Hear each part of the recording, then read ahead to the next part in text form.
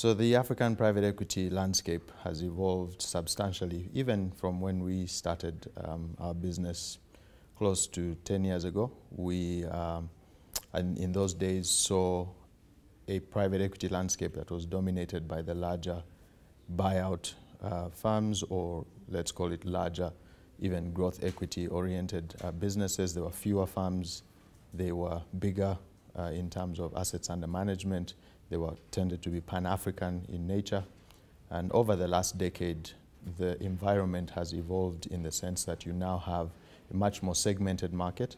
The mid-market private equity space where we focus has grown. The number of firms in that space has grown. The number of firms successfully raising capital and deploying capital in the African mid-market space has grown. You have a segmentation of the market by sector expertise, by geographic expertise. You have teams that are focused on single countries. You have teams that are focused on single sectors. You have teams that are building specific operational expertise. And so the market has become a lot more sophisticated. You have got a lot more capital coming into the market. And we think that is improving the ecosystem for private equity in Africa. Today, the universe of buyers of good quality assets has also improved. So you have secondary transactions where private equity firms are selling companies to other private equity firms, perhaps larger firms. You have international private equity firms also becoming an important buyer of assets in Africa today.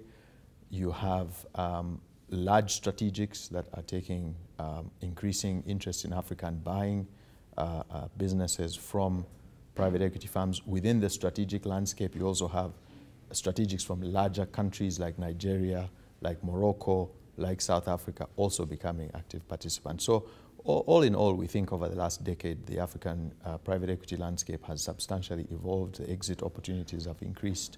The opportunities for value add and increasing the value within businesses has improved as more managerial expertise has come back to the continent.